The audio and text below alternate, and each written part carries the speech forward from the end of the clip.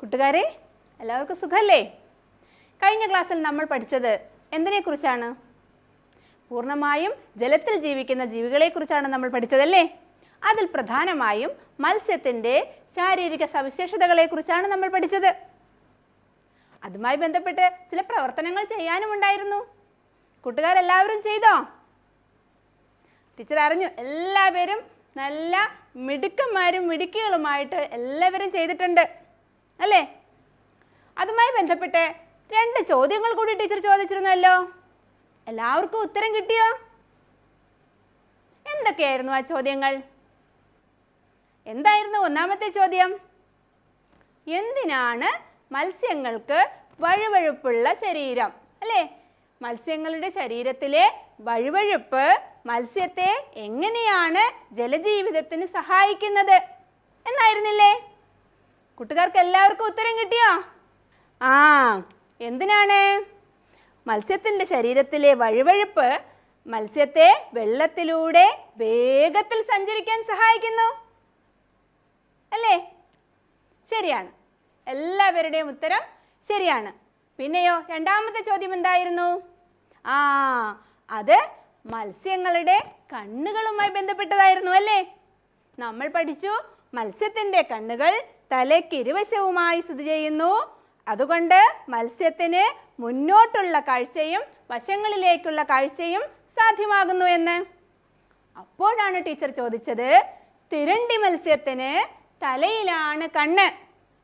എന്തുകൊണ്ടാണ് തിരണ്ടി മത്സ്യത്തിന് തലയിൽ കണ്ണ്? അല്ലേ? തലയിൽ കണ്ണുള്ളത് കൊണ്ട് തിരണ്ടി മത്സ്യത്തിൻ്റെ ജലജീവിതത്തിന് എന്ത് ഗുണമാണ് ഉണ്ടാകുന്നത്? കൂട്ടുകാർ കണ്ടെത്തിയോ? എല്ലാവരും ഉത്തരം കണ്ടെത്തിയല്ലേ? എന്താണ്? തിരണ്ടി മത്സ്യം ആഴക്കടലിലാണ് വസിക്കുന്നത്. അതുകൊണ്ട് തിരണ്ടി മത്സ്യത്തിന് മുകളിൽ നിന്നുള്ള കാഴ്ചകളാണ് ലഭ്യമാകേണ്ടത്. അതുകൊണ്ടാണ് തിരണ്ടി മത്സ്യത്തിന് തലയുടെ മുകളിൽ കണ്ണ്. അല്ലേ? എല്ലാവരും ഉത്തരം കണ്ടെത്തി. ടീച്ചർക്ക് ഒത്തിരി സന്തോഷമുണ്ട് കേട്ടോ. കൂട്ടുകാരെ ആരാ സഹായിച്ചത്? ടീച്ചർമാർ സഹായിച്ചവരുണ്ട്, അമ്മമാർ സഹായിച്ചവരുണ്ട്, മുതിർന്നവർ സഹായിച്ചു. പിന്നെ ചില കൂട്ടുകാർ അധിക വായനയിലൂടെയും മനസ്സിലാക്കി അല്ലേ? നമ്മൾ കഴിഞ്ഞ ക്ലാസ്സിൽ ഇതുമായി ബന്ധപ്പെട്ട് അല്ലെങ്കിൽ മത്സ്യങ്ങളെ പറ്റി കൂടുതൽ അറിയാനായിട്ട് നമ്മൾ വായിക്കേണ്ട ചില പുസ്തകങ്ങളെയും പരിചയപ്പെടുത്തിയിരുന്നില്ലേ? ചില കൂട്ടുകാർ അത് വായിച്ചും ഉത്തരങ്ങൾ കണ്ടെത്തിയല്ലേ? ഉത്തരങ്ങൾ കണ്ടെത്തിയ എല്ലാ കൂട്ടുകാർക്കും ഹൃദയം നിറഞ്ഞ അഭിനന്ദനങ്ങൾ. കൂട്ടുകാരെ, ഇനി നമ്മൾ ചർച്ച ചെയ്യാൻ പോകുന്നത് കരയിലും ജലത്തിലുമായി ജീവിക്കുകയോ ആഹാരം തേടുകയോ സഞ്ചരിക്കുകയോ ചെയ്യുന്ന ജീവികളെക്കുറിച്ചാണ്. അത്തരത്തിലുള്ള ജീവികളെ കൂട്ടുകാർ നിരീക്ഷിച്ചിട്ടുണ്ടോ? കൂട്ടുകാരുടെ ചുറ്റുപാടും അത്തരത്തിലുള്ള ജീവികളില്ലേ? എങ്ങനെയാണ് അവയ്ക്ക് അതിന് കഴിയുക? ചില ജീവികൾ ചില പ്രത്യേക സമയങ്ങളിൽ മാത്രം കരയിലേക്ക് വരികയും മറ്റു ചില ജീവികൾ ചില പ്രത്യേക സമയങ്ങളിൽ മാത്രം അല്ലെങ്കിൽ ചില പ്രത്യേക ആവശ്യങ്ങൾക്ക് വേണ്ടി മാത്രം ജലത്തിലേക്ക് പോവുകയും ചെയ്യുന്നുണ്ട്. കൂട്ടുകാരെ, ഇതാ അത്തരത്തിലൊരാൾ നിങ്ങളെ കാണാനെത്തിയിരിക്കുന്നു. ഒരാളല്ലോ, 2 പേരുണ്ട്. നീയോ കാക്ക? ഞാനോ കാക്ക? കാക്കേ, നിന്നേക്കാൾ വലുത് ഞാൻ തന്നെയാണ്. നിന്റെ കറുപ്പല്ല എൻ്റെ കറുപ്പ്. എനിക്ക് കറുപ്പിൽ അല്പം പച്ച നിറം കലർന്നിട്ടുണ്ട്. നിന്നെപ്പോലെ കരയിൽ കിടന്നല്ല എൻ്റെ കളി. എപ്പോഴും തല മാത്രം പുറത്തേക്കിട്ട് വെള്ളത്തിലൂടെ തുഴഞ്ഞു നീന്തുന്ന എന്നെ ഒട്ടുമിക്ക ജലാശയങ്ങളിലും കാണാത്തവരുണ്ടാവില്ല. എൻ്റെ നീർക്കാക്കേ, എന്നെ അറിയാത്തവർ ഈ ഭൂമിയിലുണ്ടാവില്ല. പിന്നെ എൻ്റെ പേര് ചേർത്ത് നിനക്കൊന്ന് വിലസ, അത്രമാത്രം. അങ്ങനെയൊന്നും പറയണ്ട. എൻ്റെ പേരിൽ തന്നെയുണ്ട് ഞാൻ ആരാണെന്ന്. നീർക്കാക്ക എന്നാൽ ഞാൻ ജലജീവിയാണെന്നും കാക്കയെ പോലെയാണെന്നും വ്യക്തമാണ്. നിന്നെ പോലെയല്ല എൻ്റെ തൂവലുകൾ. എണ്ണ തേച്ച് മിനിക്ക് പോലെയാണ്. വെള്ളത്തിൽ എളുപ്പം മുങ്ങാൻ തക്ക മിനുസമുള്ളത്. എൻ്റെ ദേഹപ്രകൃതിയും അങ്ങനെ തന്നെ. തോലിനാൽ ബന്ധിക്കപ്പെട്ട വിരലുകളാണ് എനിക്ക്. എൻ്റെ കഴുത്ത് നീ കണ്ടിട്ടുണ്ടോ? റബ്ബർ കൊണ്ടുണ്ടാക്കിയതുപോലെ തോന്നും. കഴുത്തുകൊണ്ട് തിരിഞ്ഞും മറിഞ്ഞും ഞങ്ങൾ മീനിനെ കൊക്കിലാക്കും. നിന്റെ കൂർത്ത കൊക്ക് പോലെയല്ല ഞങ്ങളുടെ കൊക്ക്. മീൻപിടുത്തക്കാരായ ഞങ്ങളുടെ കൊക്ക് അല്പം തടിച്ച് അറ്റൊന്ന് വളഞ്ഞിരിക്കും. എൻ്റെ നീർക്കാക്കേ, എന്തിനാ നീ എന്നോട് തർക്കിക്കാൻ വരുന്നത്? നീ മീൻ പിടിക്കുന്നത് ഞാനൊന്ന് എത്തി നോക്കിയെന്നല്ലേ ഉള്ളൂ. നിന്നോട് മീനൊന്നും കടം ചോദിച്ചില്ലല്ലോ. എനിക്ക് നിന്നെപ്പോലെ മുങ്ങി മീനൊന്നും പിടിക്കേണ്ട ഒരാവശ്യവുമില്ല. മീൻകാരൻ്റെ കൊട്ടയിൽ നിന്നും സൂത്രത്തിൽ മീൻ തട്ടാം. അതാണ് സൂത്രശാലികളായ ഞങ്ങളുടെ മിടുക്ക്. എന്നാലും നമ്മൾ കൂട്ടുകാരാണടോ. നമ്മൾ പക്ഷികളല്ലേ. എന്നാൽ ഞാൻ പോട്ടെ, നീ വെള്ളത്തിൽ തന്നെ കഴിഞ്ഞോളൂ. ഞങ്ങൾ മനുഷ്യരുള്ളിടത്തും കഴിയും. എന്നാൽ ശരി, പിന്നെ കാണാം. കൂട്ടുകാരെ, എല്ലാവരും നീർക്കാക്കയെക്കുറിച്ച് മനസ്സിലാക്കിയില്ലേ?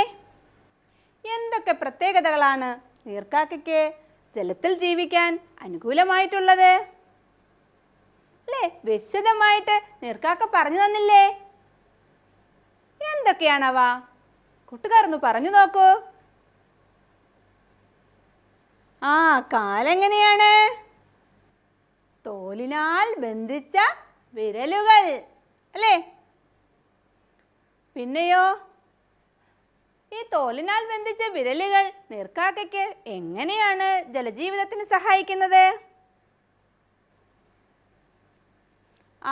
വെള്ളത്തിൽ തുഴയാൻ അല്ലേ? തോലിനാൽ ബന്ധിച്ച വിരലുകൾ നീർക്കാക്കയെ സഹായിക്കുന്നു. പിന്നെയോ, നീർക്കാക്കയുടെ കൊക്ക് എങ്ങനെയാണ്? ചുണ്ട് എങ്ങനെയാന്നാ നീർക്കാക്ക പറഞ്ഞത്? പരന്ന് അറ്റമൽപ്പം വളഞ്ഞിട്ടല്ലേ? നീർക്കാക്കയ്ക്ക് വെള്ളത്തിൽ നിന്നും ഇര പിടിക്കാൻ അത്തരത്തിലുള്ള കൊക്ക് സഹായിക്കുന്നു. പിന്നെന്താണ്? നീർക്കാക്കയുടെ തൂവലുകൾ എങ്ങനെയാണ്? ഓയിലി ഫെദേഴ്സ് അല്ലേ? നല്ല എണ്ണമയമുള്ള മിനുസമാർന്ന തൂവലുകൾ. അതെന്തിനാ നീർക്കാക്കയെ സഹായിക്കുന്നത്? മുങ്ങാങ്കുഴിയിടാനല്ലേ? നീർക്കാക്കയുടെ ശത്രുക്കളൊക്കെ വരുമ്പോൾ നീർക്കാക്കയ്ക്ക് പെട്ടെന്ന് വെള്ളത്തിലേക്ക് മുങ്ങാങ്കുഴിയിട്ട് പോകാൻ ഈ എണ്ണമയമുള്ള തൂവലുകൾ സഹായിക്കുന്നു. പിന്നെയോ, നീർക്കാക്കയുടെ കഴുത്ത് എങ്ങനെയാന്നാ പറഞ്ഞത്? വെള്ളത്തിൽ നിന്ന് ഇര പിടിക്കാൻ നല്ല പാകത്തിലുള്ള വഴക്കമുള്ള കഴുത്താണല്ലേ? പെട്ടെന്ന് നീർക്കാക്കയ്ക്ക് മുമ്പിലൊരു മത്സ്യം വന്നാൽ അതിനെ പെട്ടെന്ന് കൊത്തി കൊക്കിലാക്കാനായിട്ട് ശ്രമിക്കുമ്പോൾ മത്സ്യം എന്ത് ചെയ്യും? പെട്ടെന്ന് വഴുതി മാറി ഇപ്പുറത്തേക്ക് മാറും. പക്ഷെ നീർക്കാക്കയ്ക്ക് എന്ത് ചെയ്യാൻ കഴിയുന്നോ? തൻ്റെ വഴക്കമുള്ള കഴുത്ത് ഉപയോഗിച്ച് പെട്ടെന്ന് ആ മത്സ്യത്തെ തന്നെ കൊത്തി വായിലാക്കാൻ കഴിയും. അങ്ങനെ വഴക്കമുള്ള കഴുത്താണ് നീർക്കാക്കയ്ക്കുള്ളത്. ഇതാ നീർക്കാക്കയെക്കുറിച്ച് കൂട്ടുകാർ പറഞ്ഞ എല്ലാ സവിശേഷതകളും വന്നിട്ടുണ്ടോ നോക്കൂ.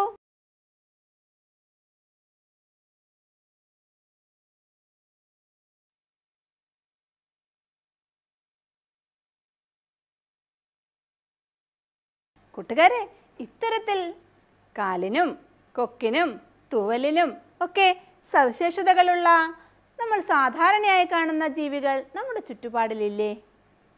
കൂട്ടുകാർ ശ്രദ്ധിച്ചിട്ടുണ്ടാകുമല്ലോ. നമ്മൾ സ്ഥിരമായി കാണാറുള്ള ഏത് ജീവിക്കാണ് ഇത്തരം പ്രത്യേകതകളുള്ളത്? അതെ, താറാവ് തന്നെ. കൂട്ടുകാർ പറയൂ, താറാവിന് എന്തെല്ലാം ശാരീരിക സവിശേഷതകൾ? കരയിലും ജലത്തിലുമായി ജീവിക്കാൻ താറാവിന് എന്തെല്ലാം ശാരീരിക സവിശേഷതകളുണ്ട്? കൂട്ടുകാർ തന്നെ പറഞ്ഞു നോക്കൂ. താറാവിന് ജലജീവിതത്തെ സഹായിക്കുന്ന എന്തൊക്കെ സവിശേഷതകളാണുള്ളത്? നോക്കൂ, അവയുടെ കാലെങ്ങനെയാണ്? ചർമ്മബന്ധിതമായ വിരലുകളാണ് കാലിലുള്ളത് അല്ലേ? Webbed feet. പിന്നെയോ അതിൻ്റെ കൊക്കെങ്ങനെയാണ്? ബീക്ക്, ഫ്ലാറ്റ് ബീക്ക്, പരന്ന കൊക്കാണല്ലേ. ജലത്തിൽ നിന്ന് ഇര പിടിക്കാൻ താറാവിനെ അത് സഹായിക്കുന്നു. നമ്മൾ നീർക്കാക്കയെ പോലെ തന്നെ. പിന്നെയോ how's it feathers?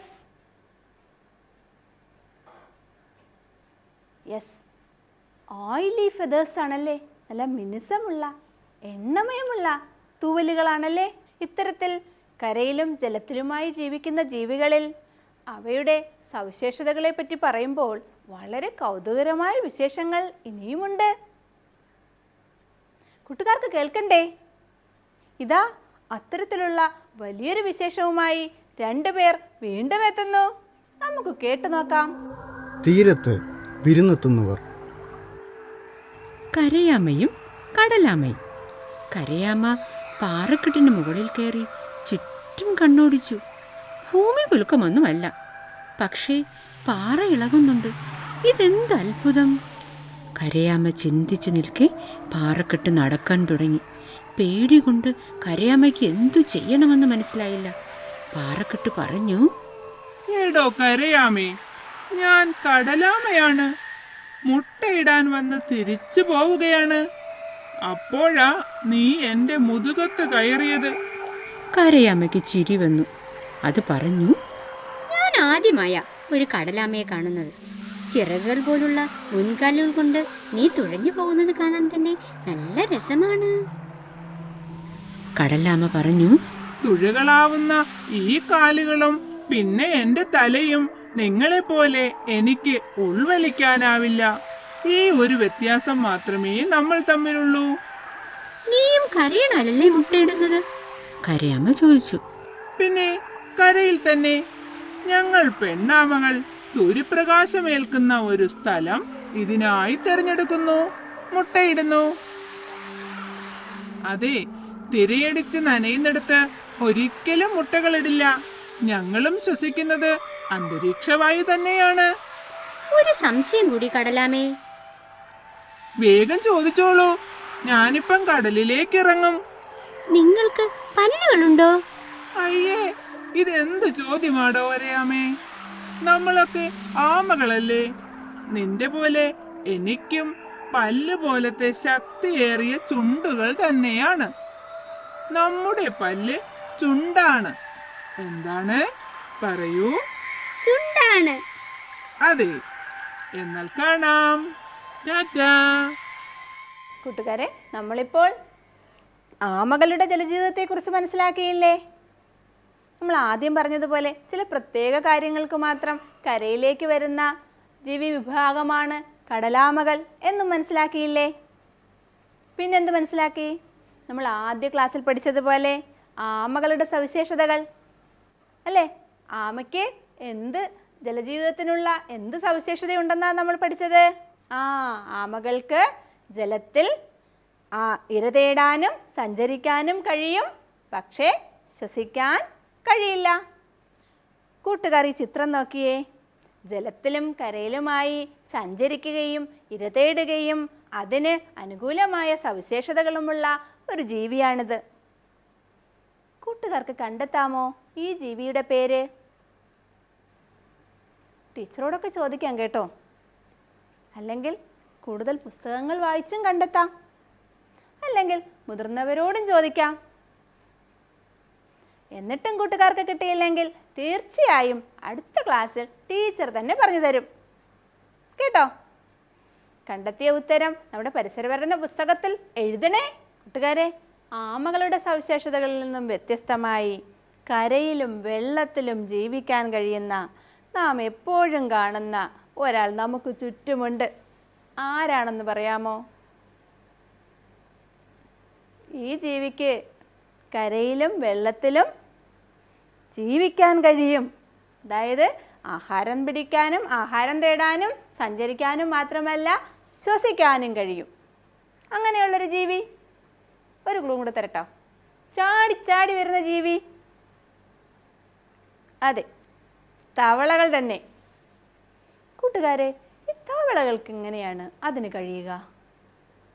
നമ്മൾ പറഞ്ഞു ആമയ്ക്കും നീർക്കാക്കയ്ക്കും ഒക്കെ എന്താണ്, താറാവിനുമെല്ലാം കരയിലും വെള്ളത്തിലും സഞ്ചരിക്കാനും ഇരതേടാനും മാത്രമേ കഴിയൂ, പക്ഷെ ജീവിക്കാൻ കഴിയില്ല. പക്ഷെ തവളകൾക്ക് ഇതെങ്ങനെ സാധിക്കുന്നു? കൂട്ടുകാർക്ക് അറിയണ്ടേ? കൂട്ടുകാർ ഇത് കേട്ടു നോക്കൂ.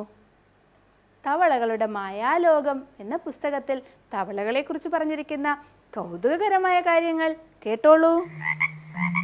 ഞാൻ തവള. എൻ്റെ ത്വക്ക് കണ്ടിട്ടില്ലേ? മീനിനെ പോലെ ചെതുമ്പലുകളോ പക്ഷിയെപ്പോലെ തൂവലുകളോ നിങ്ങളെപ്പോലെ രോമങ്ങളോ എനിക്കില്ല. നഗ്നമാണ് എൻ്റെ ശരീരം. എന്തിനാണെന്നോ ഇത്? ഈ ത്വക്കാണ് എൻ്റെ പ്രധാന ശ്വസനാവയവം. പ്രാണവായുവിനെ സ്വീകരിക്കുന്നത് ത്വക്ക് വഴിയാണ്. അതുകൊണ്ടാണ് ഞങ്ങളുടെ ദേഹം എപ്പോഴും ഈർപ്പമുള്ളതായിരിക്കുന്നത്. ഈ നനവ് നിലനിർത്താനാണ് ഞങ്ങൾ എപ്പോഴും വെള്ളത്തിനടുത്തേക്ക് പോകുന്നത്. പകലത്തെ ചൂടിൽ നിന്നും ശരീരത്തെ സംരക്ഷിക്കാനാണ് ഞങ്ങൾ രാത്രിയിൽ ഇര തേടുന്നത്. ഇര പിടിക്കാനാണ് ഞങ്ങൾ വായ് തുറക്കുന്നത്. വായിൽ വലിയൊരു നാക്കുണ്ട്. നാക്കിൽ പശയും. വിരകൾ, കീടങ്ങൾ, ഒച്ചുകൾ എന്നിവ നാവ് നീട്ടി ഞങ്ങൾ അകത്താക്കും. വിശന്നു ചത്താലും ഞങ്ങൾ ചത്തതിനെ തിന്നാറില്ല. ഞങ്ങൾ കൂടുതൽ പേരും മുട്ടയിടുന്നത് വെള്ളത്തിലാണ്. മുട്ടകൾക്ക് പറയുന്നതോ തവളപ്പത എന്നും. ഇതിലുള്ള ദുർഗന്ധമുള്ള ഒരു കൊഴുത്ത ദ്രാവകമാണ് ഞങ്ങളുടെ മുട്ടകളെ ശത്രുക്കളിൽ നിന്നും രക്ഷിക്കുന്നത്. മുട്ട വിരിയുന്നതും വെള്ളത്തിലാണ്. ഞാൻ പെറ്റ കാലം മീൻ പെറ്റ പോലെ, വാലറ്റ കാലം ഞാൻ പെറ്റ പോലെ. കൂട്ടുകാർ, തവളകളുടെ കുഞ്ഞുങ്ങളെ കണ്ടിട്ടുണ്ടോ? തവള കുഞ്ഞിന് നമ്മുടെ നാട്ടിലൊക്കെ പറയുന്നൊരു പേരുണ്ടല്ലോ. എന്താണത്? വാൽമാക്രി. കൂട്ടുകാർ കണ്ടിട്ടുണ്ടോ തവളക്കുഞ്ഞിനെ? ടീച്ചർ ഒന്ന് ചോദിക്കട്ടെ. കൂട്ടുകാരെ, തവളക്കില്ലാത്ത വാലെന്തിനാ തവളക്കുഞ്ഞിന്? കൂട്ടുകാർ ചിന്തിച്ചിട്ടുണ്ടോ? കൂട്ടുകാർ സ്വന്തമായി ഇതിന് ഉത്തരം കണ്ടെത്താൻ ശ്രമിച്ചു നോക്കൂ. തവളയ്ക്ക് വാലില്ല, പക്ഷെ തവളക്കുഞ്ഞിന് വാലുണ്ട്. ആരോട് വേണമെങ്കിലും ചോദിക്കാം, ഏത് പുസ്തകവും വായിക്കാം. കൂട്ടുകാർ കണ്ടെത്തിയ വിവരങ്ങൾ എൻ്റെ പരിസര പുസ്തകത്തിൽ രേഖപ്പെടുത്തണം. കൂട്ടുകാരെ, ഇത്തരത്തിൽ ഓരോ ജീവിക്കും അതിൻ്റെ വാസസ്ഥലത്ത് ജീവിക്കാൻ അനുകൂലമായി വരുന്ന ശാരീരിക സവിശേഷതകളെ ഒരു പേര് പറയും. എന്താണെന്നോ? അനുകൂലനങ്ങൾ അഥവാ adaptations. An organism has some peculiarities that helps it to live in its dwelling place is called adaptation.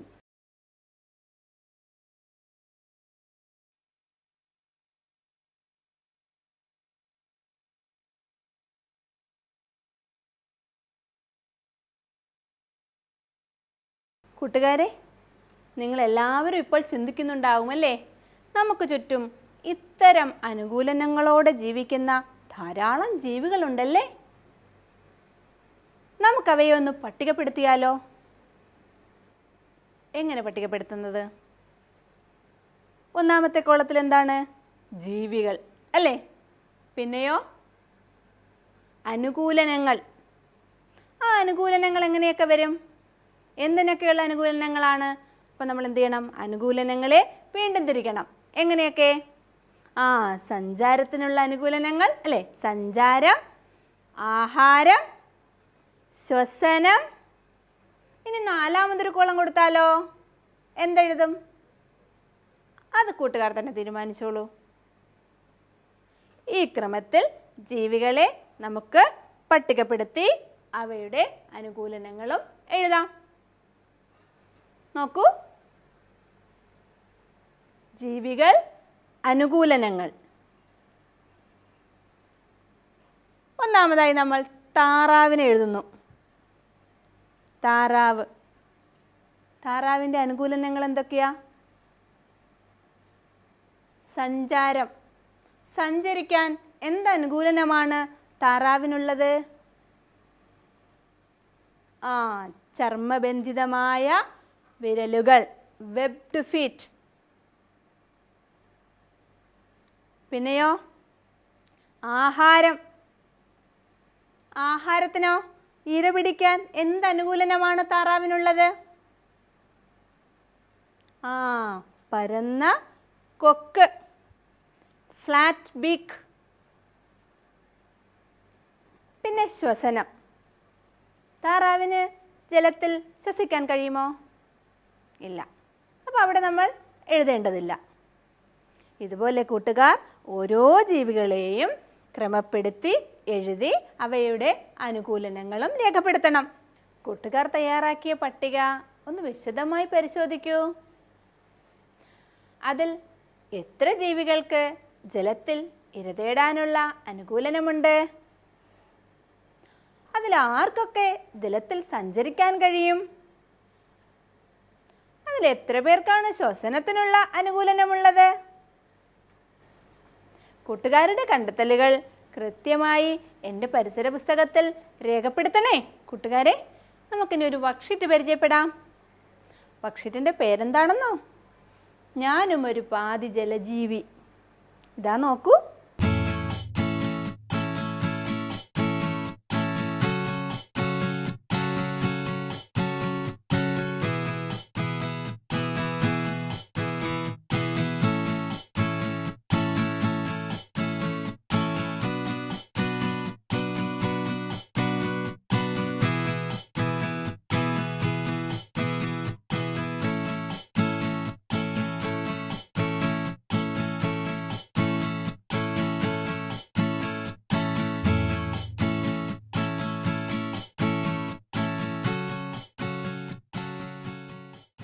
അപ്പോൾ കൂട്ടുകാരെ, നമ്മൾ ജലത്തിൽ മാത്രം ജീവിക്കുന്ന ജന്തുക്കളെക്കുറിച്ച് പഠിച്ചു. കരയിലും ജലത്തിലുമായി ജീവിക്കുന്ന ജന്തുക്കളെക്കുറിച്ച് പഠിച്ചു. കൂട്ടുകാരെ, നമുക്ക് ചുറ്റും ജന്തുക്കൾ മാത്രമാണോ ഉള്ളത്? സസ്യങ്ങളുമില്ലേ? സസ്യങ്ങൾ തന്നെ ജലത്തിൽ ജീവിക്കുന്നവയുമില്ലേ? അപ്പോൾ അവയ്ക്കുമുണ്ടാകില്ലേ ജലത്തിൽ ജീവിക്കാൻ അനുകൂലനങ്ങൾ? അവയെക്കുറിച്ച് കൂട്ടുകാർക്ക് കൂടുതൽ അറിയണ്ടേ? ജലത്തിൽ ജീവിക്കുന്ന സസ്യങ്ങളുടെ അനുകൂലനങ്ങളുമായി ബന്ധപ്പെട്ട കൂടുതൽ വിശേഷങ്ങളുമായി നമുക്ക് അടുത്ത ക്ലാസ്സിൽ കാണാം. ബൈ.